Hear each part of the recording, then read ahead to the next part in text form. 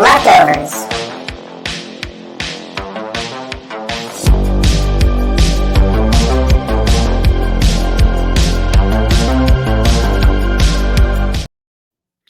Here we are.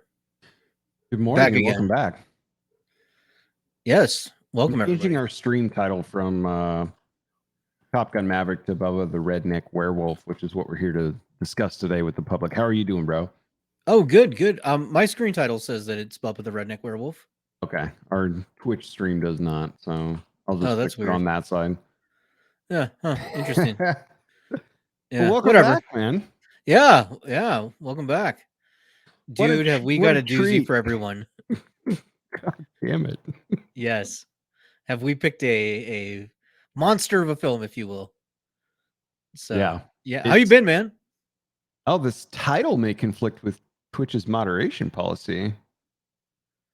We'll just put our neck werewolf. I think that's what it doesn't like. Oh, maybe that's why I didn't take my update. There we go.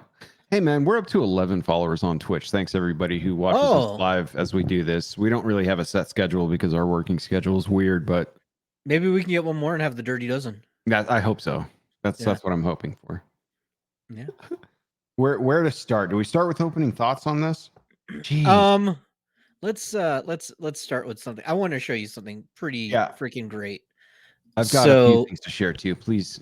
Fantastic. Yeah. So we traditionally like to show, the Rotten Tomatoes where we're at. Bubba the Redneck Werewolf came out in 2014. It's a horror comedy. It's only got 67% on Rotten Tomatoes, so just shy of being certified fresh. Only 2 critical reviews. Yeah, the tomatometer is grayed out. It's not even enough reviews to get a tomato meter score. But here's the thing, though. You scroll down. Yeah. You can read both reviews. Like that. And they both gave it fresh. They enjoyed it. So we got to read these out for those of you listening on Spotify and elsewhere. Go for it. Review 1, Bubba the Redneck Werewolf is a film as shamelessly trashy as the town in which it's set and the people who populate it, but is an endearing piece of low-budget filmmaking that belies its limited resources with audacity, creativity, and heart. Review 2 from Kevin A. Ramson from MovieCrypt.com. Horror, humor, and hubris make this wing-eating, cigar-chomping, whiskey-swigging werewolf the hero we all deserve. The devil is literally in the details. That's factually correct. That is very factually correct. Yeah. Wow. Yeah. So I thought that was hilarious that there's only 2 critical reviews of this thing. I guess now 3 with us. Yeah. Well, hey, man, we're trailblazing. I mean, this was 2014. We're finally getting around to it in 2023, but here we are. There you go. nearly in time for the 10th anniversary. Pretty amazing stuff. Here's my initial thoughts when watching this. Yes. First and foremost, this needs to be a Mystery Science Theater 3000 movie. Like, this is a perfect movie for MST3K to just beat the shit out of. Mm-hmm. Further thoughts. What wouldn't a man do for a vegetable peeler? That's factually correct with this film. What's with the psychic lady? Later, I put the devil, all caps. Like, what the fuck? How did we get to slaughtering mushroom hunting college kids? This movie is annoyingly bad. And like, you and I can come up with a better script. I guarantee we can do that. We can make a way better script than this. So why don't we? Like, seriously, if we shoot something, I think whatever we come up with, even with GoPros and a DSLR and some clever editing, if I flew you down here with your rig and we used my rig as well and just said, you're going to stay with me for like, I don't know, 2 months worth of editing, which is probably a month and a half longer than it took them to put this through post-production. Like, I'm sure we could self-produce and put out a movie of our very own that would be way better than this independent film. Like, so I once went to a film premiere in Chicago. Mm-hmm. It was for basically a live-action version of Scooby-Doo. They had to change the name of the characters. Sure. It was called Saturday Morning Mystery. Also was released under the title Saturday Morning Massacre. It's an older film now at this point. But I went to that premiere and there was a Q&A with the cast and the director. Yeah. And they had said in the Q&A that The whole reason they made the film is that they had access to an empty mansion Mhm. for 3 weeks. And in that time, they wrote the script, shot the whole thing, and then we're done, Yeah, right? To edit the film after that. sure. So you're right. I think we could come up with something better. That said, let's talk a little bit about what we going before we get into the film. I want to talk about a little bit about Mitch Heyman. Mitch Heyman, this is Mhm. the creator of The Bubba. devil. Yep. Yeah, Mhm. he plays the devil. He is a FM radio on-air personality. Also has some sort of public affairs show that might be his FM show. He says he has worked for such companies as Microsoft and others, does stand-up comedy, all sorts of things. Here's what's a little bit interesting. He says he actually had the honor of having NASA name a satellite launch after his character Bubba, right? Mhm.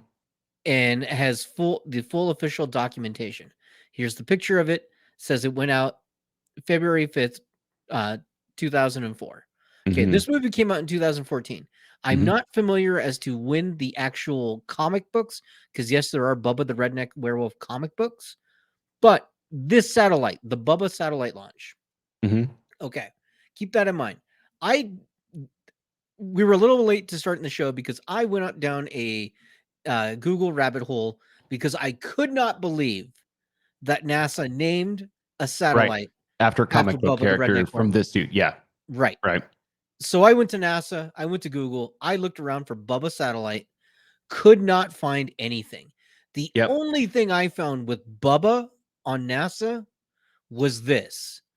This is Charles Bubba Council, and he is a mailroom clerk that worked at NASA for 35 years and retired in 2006. That's the only thing I found for Bubba and NASA on NASA's website. Wow. I'm not saying that Mitch is a liar. I'm just saying it's not on NASA's website. Well, you're in Or luck because for the first time ever, let's bring him in. Mitch Heyman, let's come on down, talk to us. awesome. But I'm kidding. Yeah. Uh, yeah, that sounds like a crock of shit. It really does. It sounds like it. I don't know if I can present a web page. I would have to screen share this. So let me move this to another screen and see if I can pull this up. Mhm. Let's share screen. Okay, share screen. Which one are we sharing? We're going to go with the official movie site of Bubba the Redneck Werewolf. Let me know if you Okay. can see this. There we go. Yep. Yeah. Here's a couple interesting factoids because here at Movie Leftovers, we like to often put up trivia, movie trivia. Right. We'll start with Fred Lass, right? Here's the factoid. Early on in production, it was assumed that Lass' performance would have to be dubbed, which would have made this film better in order to understand him through the fangs. But thanks to intense practice, Lass was able to perfect his speech to the point where dubbing proved unnecessary. Right. Later, we get to the actress that played Bobby Joe. One time on a Bubba location shoot, her howling at the moon elicited an unsettling amount of activity from local Wolverines. Just imagine. Like, and this is actually in their press materials, dude. This Wow. is fantastic. So there's a bunch of little factoids there that one could get into. I don't think those are true either, except for perhaps the can't understand him through the fangs piece of this, because I think the movie would have actually been enriched, so to speak, if we had dubbing. Yes. Yeah, that would have just made it perfect. The other amazing thing about Bubba the Redneck Werewolf is there are two Bubbas. Mm-hmm. There's human Bubba and then there's werewolf Bubba. Right. Two completely different people. Yep. Yeah, that's pretty great on its own. I mean, with such a high budget film as this, look, that the thing that I don't like about this, and I can get over, like, what did we do, that space one that we both kind of chuckled Planet and of the said, Vampire Women. Planet of the Vampire Women. Yeah. That at least had cohesion to the storyline. Like, there was a Right. beginning, there was a middle, there was an end. You could kind of understand. It was brutal to get through that grind, but you could understand where you were going throughout the story. This was all over the board, man. Like, there's a werewolf, there's a weird mystic lady that we don't get back to until the Mhm. final scene of the last act of the film. It's like, what is going on? None of the characters make sense. It really does feel like they shot this with a high 8 camera in a local like Lions Club bar or something, and it's like whoever was in the bar that day got hired for the job, and they all just gave them $50 to basically read a script. It was bad. It jumped everywhere. Nothing made sense. Scene after scene was like it was the middle of some other storyline. I don't know. That was the part that I really struggled with, man. What you're on mute, my friend, somehow. Oh, if you look at the credits, Yeah. right? A lot of the people in that bar have the same last name, like Yeah. in pairs, right? So Sure. very clearly it is married couples Yeah. Yeah. who they had nothing else to do that day. And And they probably frequented a local bar and probably, they put up what I did find that was clever and I did like it was there's ad placements for fake products all throughout the yes, film. that was Like, funny. like the ass body spray and different things like that, which I Yeah. thought was kind of funny. So they did take a little time. The person that did the set actually Had a blast. had a blast and it seemed like that would be a fun project to work on. But I'm not kidding. Like I want as a bucket list item to produce a piece of content in the form of a film, I think you and I should plan for that in the next year or two, where we take some vacation, arrest some time, work on a quick script, and actually put something. I promise you, you and I, in 4 weeks of shooting, if that's our top to bottom deadline, could produce something that is way, way better than what I just watched last night in preparation for this pod. I've got an idea. I'll tell you Yeah. about it later. We Yeah. should, yeah. I think I had more fun with this film than you did. Let's get to some of our reviews that we like to share. Yeah, let's do the reviews. Yes. I'd So love to hear this. yeah. So on Rotten Tomatoes, we have right next to each other, a 1 star and a 5 star. So the 1 star, no names Yep. on either one of these. Might But have it been my says, review. yes. This film is all over the place and not good in any way. Whereas the 5-star review says, Yeah. hilarious, pure cinematic genius. Now there are 5 best things to come out of Florida. North 95 North, 75 North, US 1 North, US 441 North, and this movie. So the freeways are the best things. And then all Bubba. freeways leading out of Florida, I'm pretty sure. And then this Yes. film. Yeah. Yeah. So yeah, I definitely had more fun with this film than you did. I love this schlocky crap. It cracks me up. Scenes for what they were standalone were fun, and I had fun going through it. The fact that I didn't know what was going on at all until almost the end of the movie, where we went back to one of the 5 or 6 plot lines they touched on. We should give a quick synopsis of what the film was for people. Yeah, we probably should have started with that.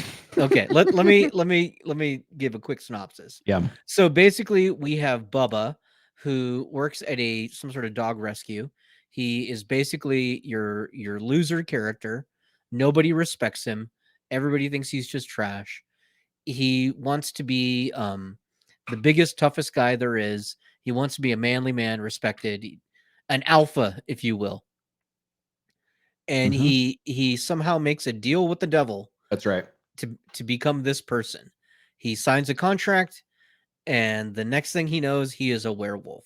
Now, this deal is exclusively centered around the idea that he wants to get back with his ex-girlfriend from high school. Correct. That's the only motivation. And what lures him in is the promise of being this badass that he wants to be and not this general loser that he is. And he gets a couple fringe gift benefits, such as a 4-slice toaster, a fancy 4-slice toaster, a vegetable peeler, which is somehow central to the plot line. So watch the film. And then what was the other one he got? It was like a beer or something like that. I don't even remember. There was like some third thing. Anyway, they leave out the vegetable peeler, and that's because he takes too long to sign the contract. That's the plot device that we get back to at the very end of the film. But pretty much nothing else has cohesion, and it's hilarity ensues. Yeah, and also some very uncomfortable imagery. yes, some very, very bad taste comedy in this film. A lot of poor taste in this one. A lot of poor taste. So basically, the devil goes around this small town, offering up contracts for people's souls for may their dreams come true. But it's the devil, so all of their dreams are somewhat twisted and not exactly what they wanted. The only piece of ingenuity in the writing of the script around what you're talking about when the devil's offering people's dreams was Batman. Like that, I thought Yeah, was perfect. The rest of it was just like, where are these kids coming from? What's up with this nun? Which was very disturbing. the nun was disturbing. Just The Batman is hilarious. It is a dude literally with a bat through his head, yeah. because he is Batman. He wanted to be Batman. He became Batman. There If are you think this zombie. podcast has no cohesion and you're just trying to follow along, try this movie out. We're Yeah, doing our best here. there's a woman who wants her husband back, Right. but not her kids Hmm. because they have all passed away. But the devil brings everybody back, but they're zombies. Yeah. It It's so ridiculous. it's pretty wild. Yeah. Yeah. Anyways, finally it becomes that Bubba has to take on the devil, and if he wins, he gets all the contracts back and can save everybody. Right. So that is the point of the film. I think this is a good time to take our break, Yeah. Got to get and then those we'll bills come paid. back and give what we would do with Bubba the Redneck Werewolf. I So we'll be right cannot back. wait for that.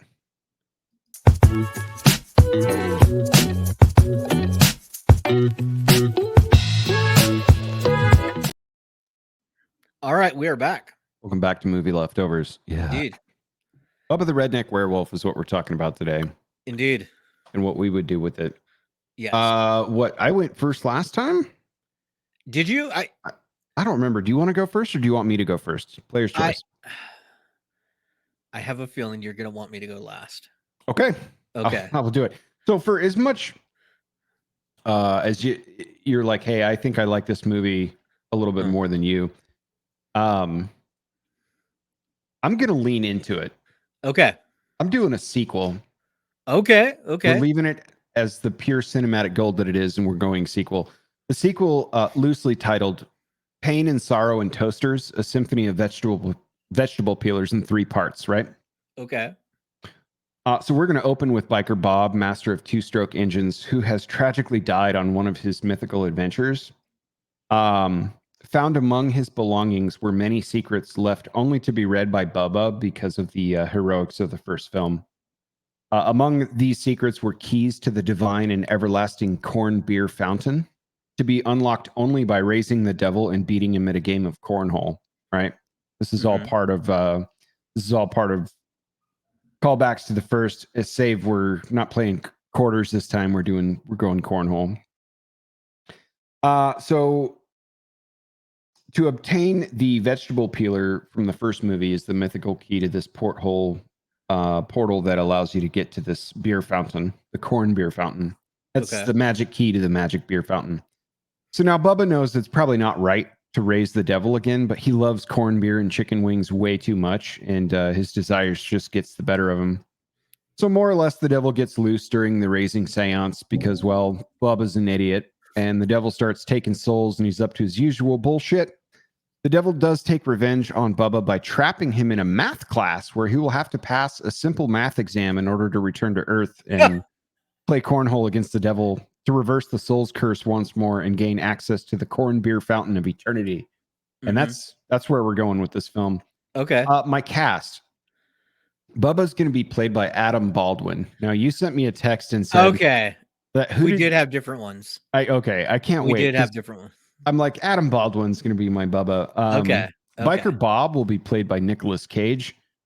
Dude, that's perfect. The devil, we're going with RuPaul, dude. I think that would make the perfect. Oh, that is amazing. Yeah, RuPaul's going to be in there.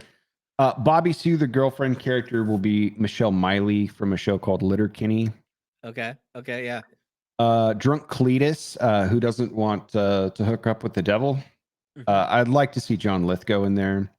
Oh, okay. The bartender, this is the best part. A little older, a little more curmudgeon-y. Also the only normal person in the entire script. Hates everyone, wants to quit and move, can't stand the town or the bar she's bartending. That's going to be Jamie Lee Curtis. And that's my sequel. My sequel is going to be Pain and Sorrow and Toasters, a symphony of vegetable peelers in 3 parts. I love it. Yeah. I love it. I like it. I like that you went with the sequel for this one. Yeah. We're just going to go lean right into it. Keep on keeping on with the trashiness of this film. So for me, I think so. This film is just an excuse for sketches, right? Yeah. It is a Saturday Night Live sketch stretched out into a film. That's really all it is. So you need a premise in my mind that gives you the ability to put Bubba in all sorts of hilarious situations. Mhm. So that way it's just sketch after sketch after sketch. That's really all it is. So with that in mind, I am doing a full reboot. Okay. We're going to pretend that the first film did not happen and we're starting over. So I'm going to go with the premise of my film, and then I will go with my Already, guess. this is a better film. Yes. So in my film, again, Bubba's a loser. He's a lovable loser, but he's got a good heart. But everybody just craps on him, right? Right. And so same idea as the first film, and basically same idea. He wants to give his soul to the devil, and the devil says, "All right, I'm going to make you," because he in my film he's going to say, "I want to be a cool lone wolf." That's where we're going Mhm. to get Okay. the wolf analogy. I want to be an alpha, a cool lone wolf, and all that kind of stuff. He'll watch some sort of like I don't know if you remember that show Renegade with Lorenzo Mhm. Lamas. He'll Yep. watch something like that, and that's where he gets his inspiration for being a cool Sure. lone wolf, right? And maybe even the show is called Lone Wolf. Yeah, Elegant problems require elegant solutions. Let's. Yeah. indeed. So this is where we get the idea of werewolf. And so that's how the devil kind of screws him over, turns him into an actual wolf instead Right. into yeah. It's the semantic technicality. Indeed. Yeah. Indeed. Got you. And so at first Bubba doesn't like it, you know. He thinks it's kind of strange. Everyone else just thinks he like in the film, thinks he grew a beard, thinks he got a tan, just stupid things like that, right? And so the whole idea is the devil's going around just like in the first film, giving people different problems. Well, the midpoint it becomes these the reasons they gave their soul is a problem, just like in the other one. But somehow they're all pitted against each other, right? Mhm. So the devil basically says, all right, all of you that I have bestowed these gifts upon, gifts in air quotes, um, whoever can be the last one standing, I will fix and I will make it exactly the way you want. Because I want all your souls in hell with me, and I don't get your souls until you die. So you all have to kill each other. So now it's a plot for Bubba to fight all these monsters. Yeah. Yeah, and it gives you action, it gives you silly comedy, right? But Now, Bubba all doesn't these want monsters are just people around town, right? right, Okay, right, that got have you. been all monsterfied, right? Or somehow tweaked. And so it gives Bubba the chance to, kind of fight everybody, kind of have silly interactions and all that kind of stuff. Um so finally Bubba decides there's got to be a different way. He finds out from some guru, some shaman, whatever you want to call him, maybe a librarian. You know what? That's better. It's going to be a librarian Oh because he's yeah. going to go to a library for the first time because he's never been, and that's funny in itself. And he's going to learn about books. And so in the book is the answer that you can challenge the devil to total combat is what we're going to call it. Okay. Total combat is the best of 2 out of 3 arena, and the combat are mind, body, and soul, Okay. right? Those are the 3 arenas of battle. And if he can beat the devil in 2 out of the 3, he can get his contract back, right? Or he can get one wish, one or the other. So he challenges the devil accepts, and the first combat is mind, the battle Mhm. of the mind. And in that, it's a trivia contest, very similar to your math contest. And just we're going to take inspiration from Billy Madison. Sure. Everybody is now stupider for having listened to that response. Yep. It's going to be great. And Bubba will lose the first round. The second is the body. This is combat, right? But combat in a different way. We are going to play the old school schoolyard game of the hand slap game. That's how we're doing this. You I was know this hoping. game. Yeah, I was hoping it was going to be like a Tekken tournament on, like arcade game or something like that. I like No, no, that no. even more. The hand slap tournament is awesome. Yeah, Let's it is go. a hand slap game. So finally, Bubba wins that round, right? And now it comes to the soul battle. And so the devil pumps up this big idea of what the soul battle is going to be, and it's this huge combat on an ethereal plane and all that. And Bubba sees all the monsters and he doesn't like, he knows that he can win this. Victory is within his grasp. But then he realizes that if he wins, all those other people are condemned to hell. Mm-hmm. So he wants to make a change in the plan. He wants to make it that instead of saving his own soul, that he would rather that he fixes everyone else. Sure. He's willing to be a monster, be a werewolf, and save everyone else. And therein lies how he wins the soul battle. Okay. He's selfless, right? And there we go. Bubba has learned to accept himself. Bubba has graduated and is a good, happy person. All right. So, my idea for the cast. Mm-hmm. I'm going to go from bottom to the top. Okay, sure. For what was her name? Bobby Joe, Bobby Sue, what? Yeah, whatever. Yeah, Bobby Sue, I think. Yeah, okay. For her, we're gonna get. I think one of the best female comedian actresses out there right now. From It's Always Sunny in Philadelphia, Caitlin Olsen. Okay. She cracks me up. Yep. For the devil, I thought we could do some fun stuff with this. Sure. Much like your RuPaul, mine's a little bit different, but I think we're both going for comedy. I decided to go with Jim Jeffries. Yeah, he's sure. an Australian comedian. I like the idea of being able to make puns that he's from down under. Mm-hmm. So yeah, Jim Jeffries. You're already just like laughing. And then for my Bubba, we need somebody who can be goofy, who can be funny, but serious when the time calls for it. So my Bubba, I think, is a very all right actor, Matthew McConaughey. That is my Bubba. That's awesome. Yeah, that's a good one. I don't know how we could get them to sign on, but hey, this is an imaginary plot. It is an Reboot, imaginary podcast, so who cares? Anything goes. That's awesome. Anything goes. Yes. Well done. Yeah, I like this. Yeah. Yeah, this movie was a tough pill to swallow on a multitude of levels, but it was actually kind of fun to sit there and just get shocked over and over again. So if you're interested in a strange horror comedy, give it a spin, and then you'll kind of understand a little bit more about what we're talking about. But make the call on whose plot was better, since I'm pretty sure yours is a little more involved, and as a reboot, I like it a lot more. But hey, man, for a sequel, let's go. Let's go. So yeah, so that's the plot.